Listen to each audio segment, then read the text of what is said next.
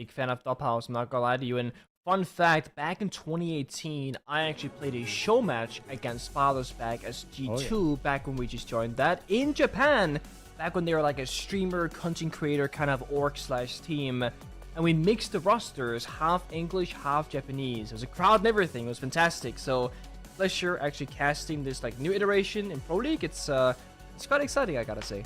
Yeah, and you know what? Since you're exploring kind of this new form of how things are with Father's Back, Pengu, Xenox, gentlemen, please take it away and enjoy game number 3.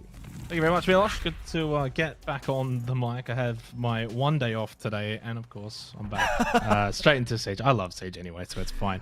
And yeah, Clubhouse, really good map. It should be pretty neutral ground.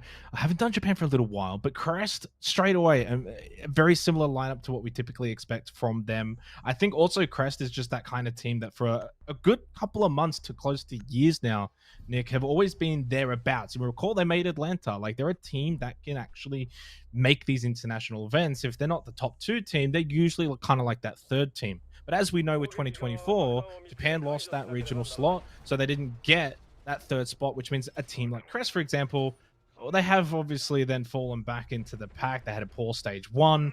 Ultimately, this needs to be a bit of a rebuild stage where they can try and get back into that top 2, top 3 conversation. It starts now against Father's Back. It's always interesting for me to watch Japan because I feel like it's been, 4.5 teams fighting for the qualifier spots, and despite that, it's usually like CG is always there, only to get more or less first rounded, right? I would love to see stuff like Kinotrope, stuff like Press Gaming to make those international debuts and start making the majors and stuff like that, because I think change is good, I think competition is good. It's why I really enjoy the fact that I generally believe that this stage of Japan could be a better one than previously, given the multiple teams making roster changes and given the new looks of teams that we've seen so far today. But of course, time will tell. This is literally playday number 1. So much can still happen and so much is yet to be seen, especially when it comes to map pool. Layers in, Oregon is out. Can teams have teams started playing Lair a whole lot? We saw it once in EUL. I'm actually not sure we saw it in NAL yet. I haven't checked personally, so curious to see if Japan is going to pick that up as well. Yeah, it's interesting that the dynamic around Lair. I kind of looked at it, when we had Asia this week, a lot of the teams were banning it out. We didn't get it. It didn't get through best of ones, no surprise. But I also look at it, it's like if you haven't done the homework, then you pretty much have to ban it. And if you have to ban it, it means your map veto process is not going to be essentially one out because you're doing one extra ban than what you would essentially do normally. So certain teams were able to actually get what I would consider they're like almost #1 maps in Asia this week because they didn't even ban Lair. They forced the other team to ban it because they didn't do the homework. So you typically, when a new map comes in, I think it's always great to have it as something you are happy to play and even let through. Yeah. But then it's that added dynamic where it's like, if it does get through and you have been practicing it, do you want to show other teams what you've done this early in the stage? That is exactly it. Now this first round, Father's Back making very quick progress throughout the map so far. 1 minute 40 seconds, they've gotten top floor control, they're in bar, they're reaching their first couple of hatches, and the Bucks are doing good work so far. Candy just like destroying the soft floor rather, getting those default cameras, and just securing as much landscape as possible. Crest, they're happy to just meet them on the bomb site in like a 5v5 it looks like. They're playing the Kai, the Tubrao, the Goyo. They want to play for Deny. They want to play for time. And that's why it's so important that Father's Back have been so quick, because if the time denies the win condition, or the counter is to go so fast, that you'll have enough time regardless to still go for an execute.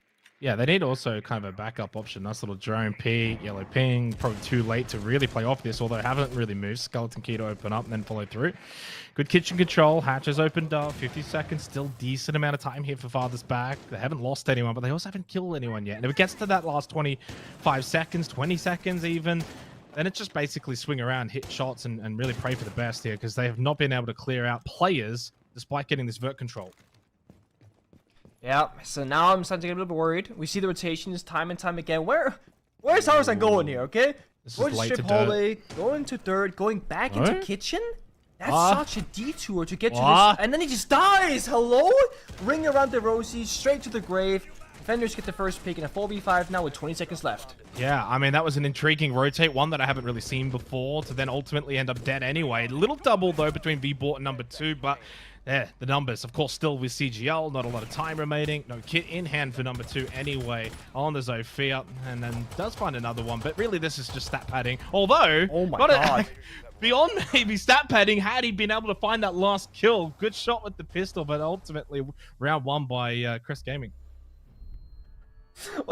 We started off this broadcast a couple of hours ago saying that you never know what to expect when you watch Japan Pro League, and we had that kind of shown to us on Bank earlier today, a little bit also on Consulate, but the first round of Clubhouse just shows me exactly that same thing again, where weird rotations happen, where, okay, what's the game plan here? I have no idea. Okay, attackers lose their first pick. It's probably gonna fall apart now, right? No, it comes down to a 1 versus 1, despite all that heavily favoring Chris Gaming. They clutch out in the end, but it gets way too close for comfort, and for a brief moment there, I actually thought Fatherspec was gonna clutch out themselves to grab their first round. Yeah, I mean, I think a lot of what Fatherspec were doing that round was, pretty conventional. Nothing really out of the ordinary, Nick. We weren't looking at them like break the meta by any means.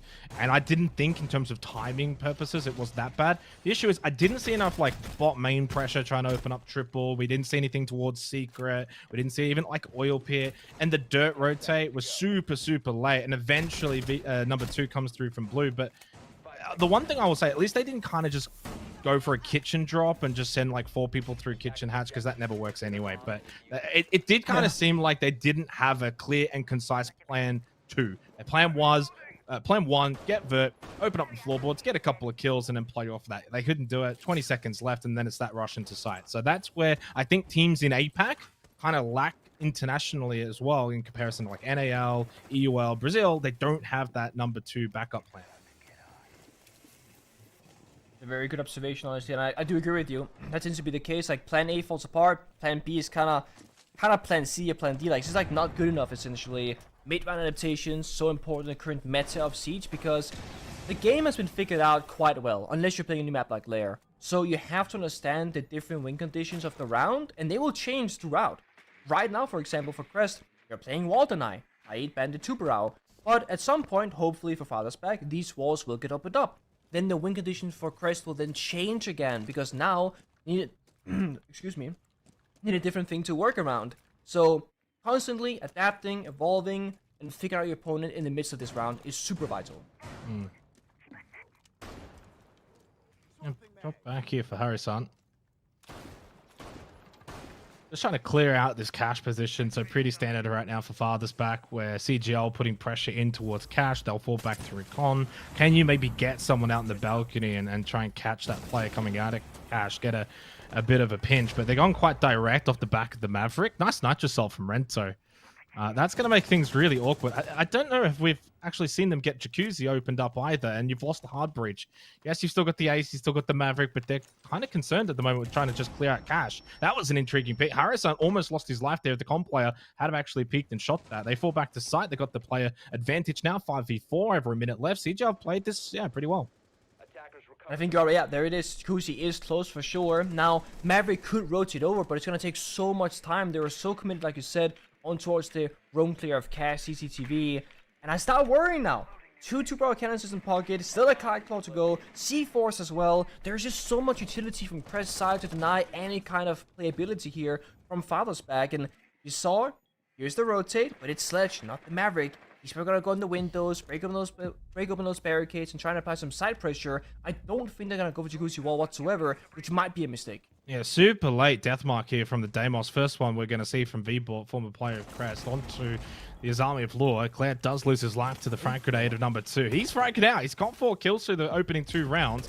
Does open things up, but like the opening round, Nick, this is where, again, 15 seconds. They haven't cleared out sight. They haven't really got the util game. 3-stack outside exterior on the balcony. Flashes in towards bathroom. The vault comes in from Harrison. Can plant behind the flip mattress. Choppy, good kill onto V-Bot, but he gets off it. Not all the time. Now he definitely can't get off it. The Nitrocell will close out the round from Arkali. I mean, it's just solid gameplay from Crest. They don't have to work all that hard for these rounds, to be honest. There was one moment where Crest, they made like a round-defining play. That was when they got the kill onto the connector player. We saw that with Warden. He was flanking from office rotate into connector. He was gonna backstep the plant position. While that was happening, they threw a C4 from office rotation as well to basically double deny. Either Warden gets the kill or the C4 does. Either way, timer hits 0. Because the planter dies, you get the round victory. And I really like when teams do these kind of skill checks onto their opponent, because yeah, you can go for crazy swings, you can go for spawn peaks, whatever, and challenge them mechanically. But when you see teams try and strategically outplay with either utility or plant deny or burning away the drones or the clock, that's my favorite part of Rainbow Six Siege, because not every team is capable or efficient of doing that consistently. So far, Crest, I mean, they are 2 for 2, and if you look at the lineup, they're trying to go for a third here in CCTV. Again, they haven't really done a whole lot here that makes me go like, oh, they're dominating this game, and Farthest Back have no way back into this. I think for Farthest Back, it's a matter of, can you be a little bit quicker in your early setups as you're pushing and you're clearing, and then the late round execution just has to be 1 earlier and then 2 a little bit cleaner. You can't go for back-to-back 15-second pushes into sight. Now, Cash, CCTV, this is where I think maybe some of the early advantages we've seen from them, opening up walls, clearing up positions, could actually benefit them. Can they get garage control? Do they go for a com push? I'm curious to see. They are just going to Maverick the wall, open up CCTV. So this is going to be, again, I think another pretty default round. We're not seeing a lot from these two teams that are really shaking things up. No, I think it makes sense, right? This is both teams that are kind of bottom of the barrel. You kind of want to just see good fundamentals and good basics, because if you can't do that correctly, you shouldn't be trying, in my mind at least, the super advanced crazy stuff. And like I said, we're not breaking the meta, but that's fine as long as you can do the current meta and the 1, 2, 3s and the ABCs correctly. But like you also said, the big question is, you go for a garage take, you go for master bedroom connector. Because the issue is, you're up against the Asami and the Wine combination. It can be so hard to clear out Catwalk. But hey, Gridlock, bunch of throwables, Counter Fire follow as well. This could work. Yeah, get rid of the util dump magnets, and with that you can get the incendiary bolts. But the drop down from Choppy is insane. What? Getting that first one, something, but to get that second surely should have been impossible. And that rips this round apart. Farthest Back down to 2. And I actually felt like it was a good usage of the track stingers to clear out that utility from the magnets. Really smart, aids the Capital. You clear out, you get garage, you clear rafters. Who knows, if you get 1, 2 kills there, with breach opened, with garage control, and with numbers, you typically see teams win this site. But ultimately, Choppy, on an individual level, just pulls that one back for CGL. And they're going to, I think, find a third round here. I know it's a 3 versus 2, certainly still winnable for Farthest Back. But playing 2 here against 3, where you don't really have map control or site control, is so difficult. Yeah, and also the lack of intel right now. I mean, they got a Sophia's on the left, try and push on the right. They gotta go for a kill here. No shot for a plant attempt. Trubar's gonna slow them down. Let's see if they can get it. Oh, good shot though. Clears the player top red, coming out of Cash as well. Rento's unsuccessful. It's a simple blind push from Ekis. He gets the double. They know where Arcully is. He can't stop the plant. Vaults over. 1 on the breach. First kill. You know he's on the other side of default. Pulls out the pistol, but it's Ekis who finds 3 in the round, and Farthest Back bring it back. And that's a huge round win on the tertiary side of Cash and CCTV.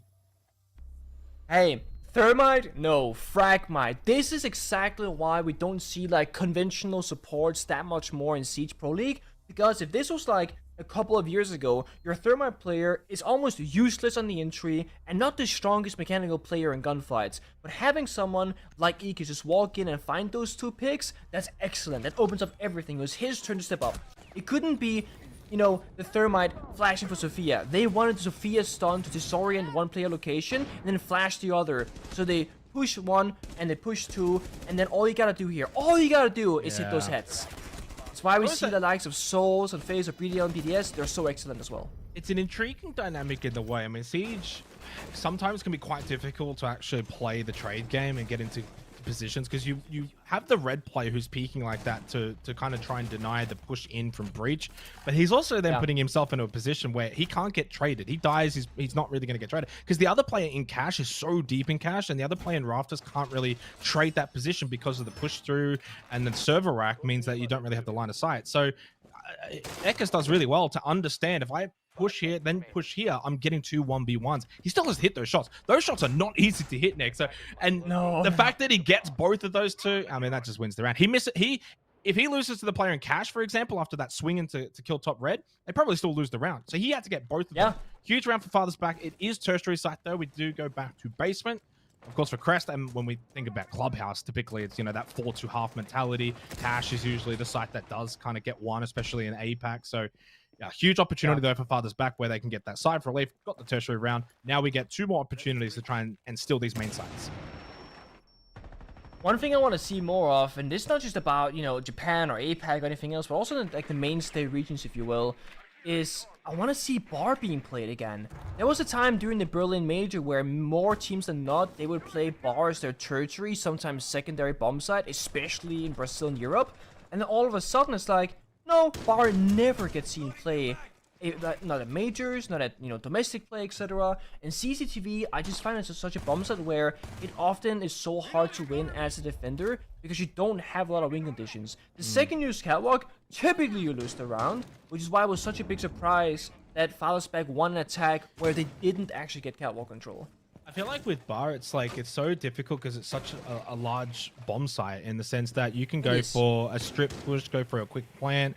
You know, typically defenders want to hold up above and play the vert. And on a lot of different maps, you think, oh, that's usually the way those kind of sites are held. But it's just too difficult then. If they do rush in, get the plant down. I don't know how Eclair's died here. That's some kind of angle. He's going to be able to get brought back up. But yeah, we do see it every now and then as this random pick. And a lot of the times, Nick, doesn't always work out that well. And you're sitting there and you're like, why did you pick that? So not too surprised that we haven't seen it here. 5v5 still, just over a minute remaining. Claire has been brought back up, is slow, still has a nitro, in fact 2 available for CGL. As once again, it's a pretty standard default push here from Father's back in towards Kitchen, up on the floorboard, see if they can get any kills. Again, time a big factor though, Nick. They can't allow this to go to 15 and 20 seconds. Push a little earlier if you have to. Yeah, only 2 pellets here from Ekis as well, so they can't actually get this hatch unless they rotate over V-board on the ace. So there's a hole in it. There it is. There's the ace on the charts. A little bit of not misuse of util because they get the job done, but there's a timer issue. There's 2 canisters left. Canisters, exactly. They can deny this for as long as they want until the very last few seconds of the round, and now Plan B has to start because they cannot go kitchen. Go Moto, go blue, go third. 3, 2, 1. You gotta make a push. I like this Maverick line. That could make or break this round. Especially with the Moto drop that we're getting from Father's back here. Yeah, this is beautiful. Although I don't know about running through the fire there. That was not necessary. Doesn't matter though. Father's back winning a lot of their fights. Courtesy of number 2 again. He is low, 3 HP. Still a winnable round here for CGL. Holding key positions on site. Need to get out. Arsenal though. Choppy loses his life. Eclair did well to stay alive in church. But number 2, he's having a great game. And Father's back will take basement. Okay, game on here. 2-2. An intriguing round, but a showcase, Nick, of where if you have that plan B, what you can do to then execute if plan A fails. Couldn't open up kitchen, the Zoto canisters annoying, but I love the double drop in through Moto, and while still having a player try to open up triple with the Maverick, putting so much pressure into church. It was impressive just how quick it was because I'm thinking, okay, they didn't expect the 2 per round. That was the first canister that was used in that round. You saw it in their faces, they're like, okay. 30 seconds left, like that's not gonna add up. But within 5 seconds, it was, as you said, 2 motor drop, Maverick using a torch on the church wall as well to establish the line of sight, and it was just so decisive. Number 2, he owns blue, by the way. I don't care what anybody says. This guy goes down either pit hallway or blue staircase or hatch, and this guy will get 2 kills guaranteed every single time. We don't get to see exactly how he does it because we're watching the other action across the bomb side, but he consistently puts up the numbers whenever he's put in that position. 7-1 right now, and no one 1-1 right now at least can stop this man from the side of Crest. So a big round loss for Crest. For Father's back, I always look at, 2 attacking rounds on club, kind of job done. That's your par, right? And so anything here is extra, and it puts a lot of pressure down onto Crest Gaming for the next 2 rounds to close out this half. They certainly need more than just the 2 rounds. Even a 3-3 half, in my opinion, is a win if your Father's back. So, a couple of big, really important rounds coming up. They don't repeat. Always intriguing to see whether or not teams want to actually repeat the primary. In this case, the super primary bomb site of basement on club. Instead, they go to gym bedroom. That's fine. It's considered a primary site as well.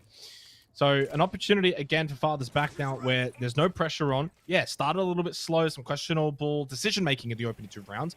But it feels like they're actually improving as this game is going on, although footholes being opened up and a little careless from Harrison. Nicely done from Arkali. That is super annoying for Father's back on a site where realistically the Maverick and the Ace, you're going to need both of them to get the job done. Jacuzzi, kennels, con single wall, all of these now pretty much not going to be opened up except for 1 or 2. They're probably going to open up Jacuzzi with the AC and the Thatcher. The big thing for me that I was gonna criticize Crest actually before they got the opening pick, because when you do your first bomb site rotation, the first 3 rounds, they all went for the same kind of time utility and wall deny, like the 2-barrel kite every single time. Now they're in the second rotation, you know, showing it for the second time, they're doing the same thing. Not much has changed, and it should give Fathers back the advantage here because they've seen it once, they know what the win conditions are, and they should now also have a time to think and communicate about what went wrong last time, what can we change to actually win this time. You're right though, EMP Summer Charge goes off on the Jacuzzi Breach to get their second entry pathway towards the bomb site, but they're lacking that roam clear pressure because they've given up attack in CCTV. They have 2 guys outside the side windows, 1 guy on the breach, 1 guy on the roof. That's nice. I mean, yeah, CCTV is huge here because of the pressure you can put in towards balcony. And that's why we're kind of seeing Fathers back, you know, a little bit cautious. They're not overstacking it. All little shoulder peek. V-bought position still known. And Claire expecting maybe a push to come in. Still like for a minute. It actually feels like it's been a slow round. 4v4. Jacuzzi getting opened up. That's pretty good work now from Fathers back to navigate a scenario where you lost the Maverick early. You don't have cash. You don't have CCTV. They've been able to find a kill through con. They're just, again, navigating the situation pretty nicely, pretty calmly as well. They didn't lose the Maverick and all just start running around. It's kind of like back to base stations, do what you got to do. Over to Jacuzzi we go. And now a push in. Ekis is just going to go straight in towards Jim. I think it's going to go for a default plant. Love the action here from Fathers back as a team, all playing off each other's push. Good angles being held again from B-Bort, but it's a 3v2 in favor of Crest. Candy in towards side. He can't win the battle, but the trade comes through. It's suddenly a 1v1. And V-Bort should know where Arkali is. He was actually battling him before. Yellow ping information, 20 seconds, doesn't have kit. Now, if you're Arkali, it's all about hide and seek at this moment. You don't want to take the fight, but he's forced to take it because V-Port is hunting him down. That is a huge round win for Arkali. He's played that really well. He has. And also just recognizing, because this can be difficult sometimes, is he gonna go push me for the kill or try and go for a plant? Because if he steps forward thinking the plant is going down, he's gonna walk straight into a gun barrel holding his angle. So good respect they're being paid to say, okay, I'm gonna feel this out first before I make my move. Neither side had a ton of information. I think we saw 1 yellow ping there from the side of Fathers back saying, hey, our Coley is inside of cash area. But it was mentioned by you that he fought him earlier, so he already had that information in his own mind. But quick decision making, very snappy. Right here, having a player on the exterior window while Candy's in the middle of the bomb site fighting for his life, I feel like there could have been a bit more of a communication there from Fathers back to say, hey guys, we're gonna do a 3, 2, 1 countdown, and everyone has to commit. Because in a perfect world, the last guy alive should never be the guy who's outside the building unless that's the guy covering the planter and that planter dies to like a C4, for example. So, small missteps, massive consequence. Especially on a round that's pretty winnable. 10 seconds left. Yeah. Crest a little bit shaky over the last couple, but that feels like a steadier. You had to go back to basement because you ultimately lost it. So now you get to play the primary bomb site to close this half out, get to 4 rounds, and if you can do that, oof, sigh of relief. Okay, we got 4. Now we can see what we can maybe manifest on the attacking half. Fathers back. They bring double hard breach, a lot of soft. That is about the most soft breach potential you can actually bring it around with the ram, the buck, the sledge. You've got your double hard breach. It's just all about breach. It is, and it makes me worry a bit about what about the execute itself. I mean, okay, if the plan is to get all the hatches and maybe church wall opened up, you can certainly get that done because you got a ton of hard breach and a ton of soft breach. You can go for a kitchen attack, you can go for a church attack, but also it's really efficient at a roam clearing as well. They can go top floor if they want to and deal with the roamers. But right now it looks a bit like a direct, as I was gonna say that, a direct kitchen attack. See number 2 outside of the CCTV, kind of weird butcher breach, gonna nade over, clear out the jammer, Big roam guarantee game. an opening. Yeah, that's the thing, like they're not really challenging it. They're like fake applying pressure if anything, but the roam is absolutely free. Top main, bottom main, and bar. That trifecta here on the middle section of the map. And all they gotta do is you see right here. They need to wait. Feel things out. They don't have to react right now, but this does look like a direct, limited attack, third tunnel, kitchen hatch, straight out of ranked. But the issue is, this shouldn't work because the roam is so proficient from Crest. Red toe on the vigil, just sitting in bar, still hasn't been spotted just yet. This might end up being a direct hit. You can kind of open up the hatch, maybe in kitchen, drop down quickly, play off of dirt. Can you go secret? Choppy does find a kill, top floor onto the board, and that's going to be your ace down, limiting the potential in terms of hard breach being opened up. Kitchen has been opened up though, so that is a success from Ekis on the Hibana with those pellets to get that open. Drone down below, but they still don't know about Rento. And if they don't clear him even though if he doesn't find a kill right away, although he does give his position, I don't like that play. I think he could have pushed down, you know, main, for example, later in the round and have that flank as an option for Crest. I'm with you. I think you don't shoot there, you chill in bar for a long while. If you get too much pressure, then you can dip away or maybe do hide and strip instead to force him to like worry about the flank potential, because now he's back on side. But if Chobi keeps playing like this, it won't matter.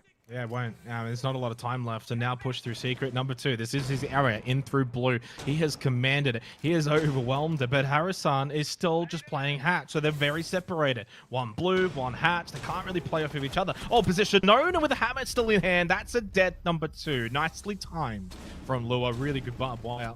And in the end, Crest do get to 4 at the half. So all, I would say, tied up in the proverbial sense. 4-2, that's a pretty good half from both teams. If your father's back, maybe you're sitting there thinking we could have got that third. They don't, though. And in the end for Crest, they get the 4 defensive rounds, but now flip to the attack.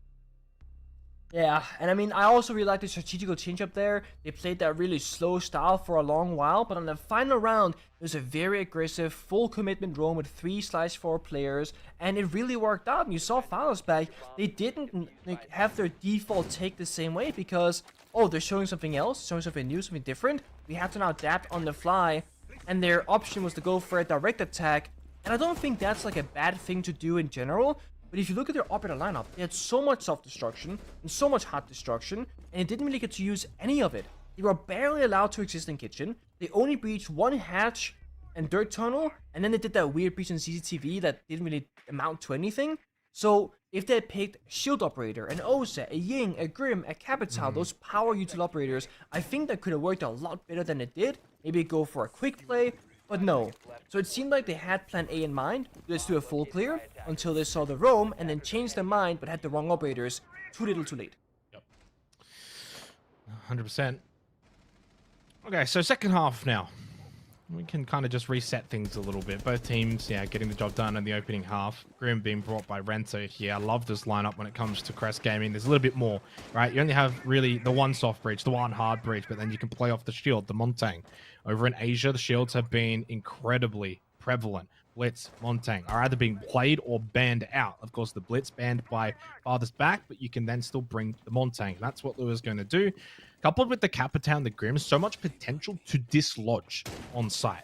With the incendiaries, with the Quan Hive launcher, and then you even think about Montang is almost like a dislodge tool as well. You can kind of push and bully people out of position. So there's a lot that they can kind of do, which I think then puts a lot of emphasis here on Choppy. You got to open up the right floorboards, then play off the util. Can you then get kills as people are then forced to move around down below?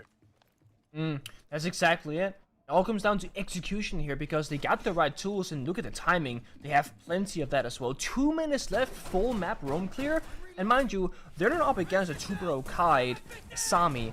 Now, sure, there's a Maestro and there's like a Wamai and stuff, but that's not, or shouldn't be at least, all that difficult to deal with given Crest's operator pickup here. So I am very interested to see what they choose to go for.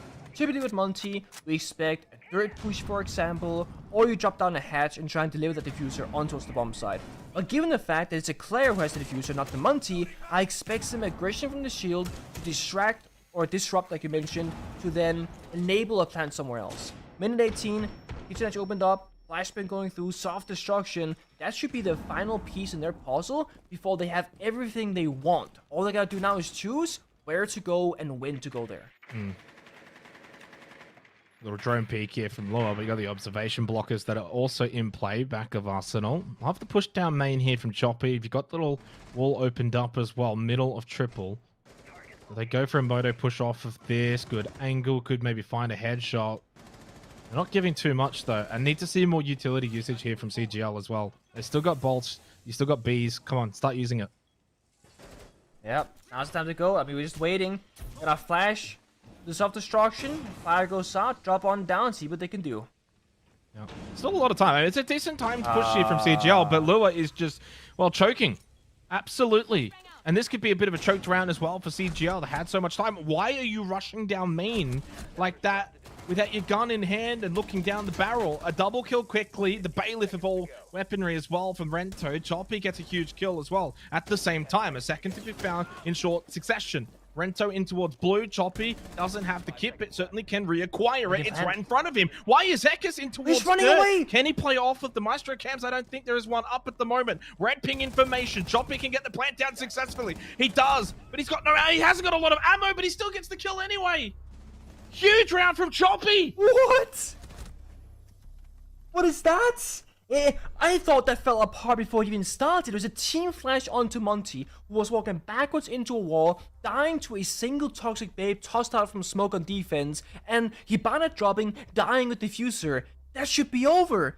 But just like number 2, just like Father's Back, that blue attack was pivotal, finding those picks, getting back together, and recognizing, hey, last guy is inside third, and for whatever reason, despite having those evil eyes, Ekis was running away from the action. Probably miscommunication. Maybe someone said, hey, there's no time, just stay alive. But there was in fact time. There was 4 or so seconds, plenty for Bug to sprint in, pick up the fuser, and go back behind that corner. And with that, they steal that round. Yeah, Choppy and number 2 for their respective teams stealing the show.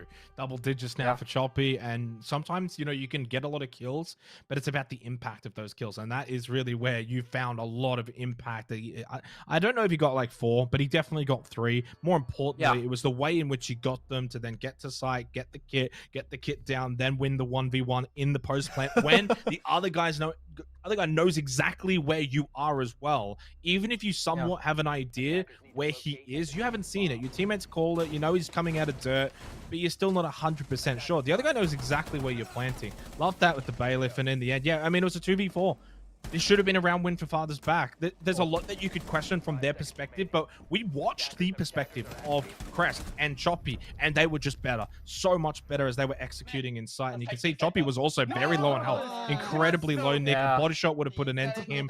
So he had to be perfect. He had to be swift and hit the head, and he did. Really well played. They get to a 5th round. But more importantly, they get an early attacking round. That puts now all the pressure onto Father's Back. They don't opt to repeat. We go to 2nd floor, gym bedroom. They also called their tactical timeout, so that's their parachute. And that's like, you do it so early on the side swap, mentally speaking, you're in the toilet. Because the enemy just clutched up against you. You had no business losing that round. So yeah, you lose early pressure on defense, which is your statistically stronger side from last season, at least. And you lose your tactical timeout, and you're tilted. So they have to, like, this round is so vital for Father's Back. If you lose it now, you're also now looking at match point against you. You're up against the Monty, which is always frustrating. They have to find some success.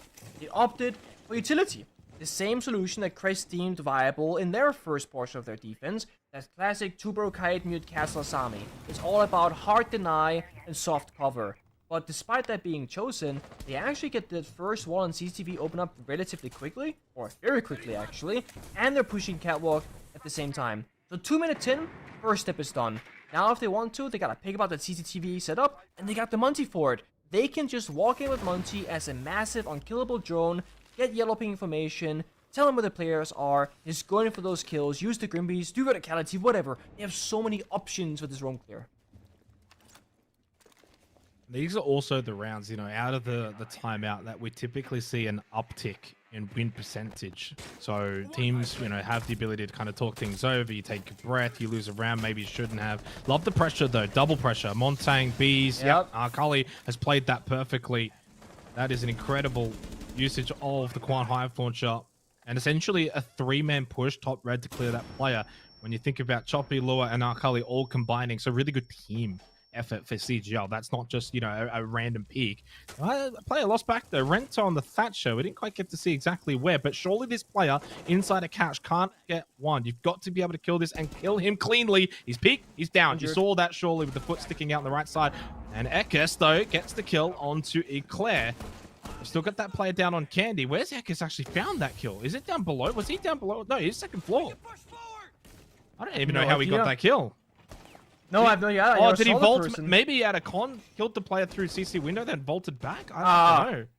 Yeah, outside the windows, you see him between master bedroom and gym windows. So, bit of a bad place to die in because your teammates are still roam clearing on the Cash side. But at 3-on-3 with 1 team and 1 Grim be still in pocket, I think that's actually fine for Crest. They can take offense with this. They can use the final Grim B. They can establish a plant. There is still 1C4 available from Ekis. that could be the round-defining moment though. If time gets slow enough, that singular C4 either will kill the Monty or kill the planter, and that might just be enough.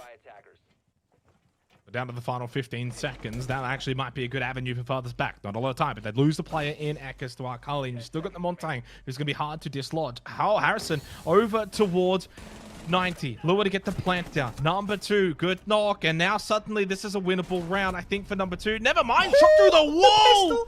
I thought number 2 from there could make an impact. Look how close the Montang was. A quick flick and kill, and then fall back. And he would have probably won the round. But the pistol shot through the soft wall wins it for Crest. Match point. The way in which they're winning these rounds, and in the ways in which they problem solve these absurd circumstances and situations is beyond me. Because things are not going perfectly for Crest. But if you look at the round score, 6-2, it looks like it very much is. Now, this is by their own doing. They're not getting lucky, or I don't even think Final Spec are really messing up. I mean, what did they mess up in that round?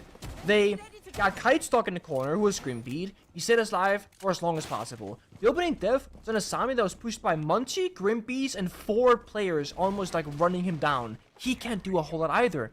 When it came down to the bomb site in the 3v3, they end up losing to a pistol wallbang one-tap, basically. This is not Final Spec playing a poor game of Siege, but Crest certainly are clutching up in all the moments that they're being given to by the opponents.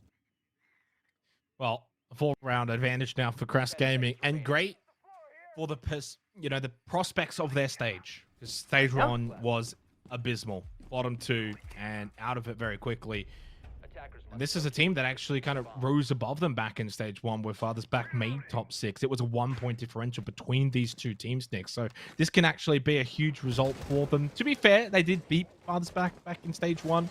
But you've got to be winning this, and last time it was an overtime. This time they're up 6-2 and a bit of a beatdown, and so getting these 2 attacking rounds early on has put Fathers back on the ropes, quite literally. Back again with the Montang, back again with essentially the exact same lineup for Crest Gaming. They haven't changed it at all going into this basement site. I love it. I mean, if it works, why change it? And again, this kind of setup and lineup, it works for everything. The roam clear, the bombs that execute, the mid-round adaptations, if anything goes astray. Yeah, and there we go. Again, Akali just sprints into the map, gets a kill as Capital. He doesn't overvalue his life. Chobi finds another as well. This is falling apart for Father's back in this potential final round. Yep. Oh boy. I mean, yeah, I don't think there's a way back at this point now, surely. Because between the two teams, who's shown the more clutch potential? It's been actually Crest. Don't pull the pistol out, Lou. I know that's super tempting, but don't, please, for the love of God, don't do it. That's the only way that V-Port's going to win from there. You've got so much time. You've got so much position. You just don't need to pull that pistol. And I think from here, CGL, as long as you just kind of go back to defaults and be like, yes, we're up 5v3. We've got a lot of time, though. Let's get things opened up. Let's go back as if it's a 5v5 and then hit site. We don't need to start rushing, which is far too good, especially late round situations. Thought the utility usage was certainly a lot better, and they just got more map control on both attack and defense. Yeah, I mean, I just wanted to defend Fouls back here. The scoreline to 7-2, it really wasn't like a 7-2 performance, I would say. This could have been easily like a 4-4, a 5-5, and you know, they play from there. So, all due respect to Fouls back, I think they have a lot more in them than what the scoreline shows. And there it is. Who is our MVP for the game? If we can bring it up to see, it has to be someone from Crest. Otherwise, we're gonna have. I have my MVP. Let's see it. I mean, Arkal is on top. Number 2. Look, I wish Dez was here. I never thought I'd be saying that because Dez would immediately be like, "Oh, number 2. I love number 2. I've always been a number 2 fan." Yada yada. but he just acted like, you know, character from Toy Story. Who is it? The boy that just kind of drops the toy on the ground? That's Dez with number 2, and that happened years ago, and now he's back again and ready at it. But Arkali, I mean, look. Just don't check the sheets. Otherwise, it was all good to go. 13-5. Insane. I think more importantly with Arkali and Choppy, it's the 3-0 entries, and that stands out the most. You think about Choppy as well, outside of those entry stats where he goes 3-0, then it was the late round 3k clutch that he got in basement. So it's not just a case of like racking up numbers in a stomp. If you actually watch the VOD and you go through the rounds, like they actually dominated, and these were impact kills. So unfortunate for number 2. He had a great game. Look at his cost, 89%, best in the server. But unfortunately, the rest of his team just couldn't really help out that much. And you know, it's a bit of a damning scoreline 7-2. It indicates that you lost comfortably, but there were certainly rounds there that farthest back could have won. Yeah, and it's very top heavy. Choppy for me. Lily? Again? From Again? Exist. Twice in one day? I was gonna say, it gotta be choppy for me. Like, Akoli, yes, bigger numbers, but I agree here with something like what happened in the impact was a choppy game. God damn it! No, it's choppy. No, Come We're on. changing it. They're not happy. Not happy with that one, no. No, not at all. There's more wrong. to a game of Siege than just stats, isn't there? Oh, there's Yeah. so much more to it, no? I mean, just- one kill separated them, but you think about the moments in terms of the way certain rounds were won and who won those moments, and Choppy for me was the MVP. Especially if you think about it, Nick, at a point in the game where the game was still on the line. Like, we're not talking about like it's 6-2, it was like 3-2. So I think even more for me, Choppy. But I mean, Arkali had a great game as well. I'm not taking anything away from him. I just felt like if we had to like give an edge, it would have been to Choppy. Oh, I absolutely definitely agree on that one. I mean, the impact, the clutches, the plans, the split-second decision-making and problem-solving that actually saved their bottom attack at 2 separate occasions, I believe, as well as the injuries tied with Akoli. That's the game-defining one. But they both played out of their minds. They were both big defining reasons as to why they won and why the scoreline went the way that it did. Well, that means that we have gone.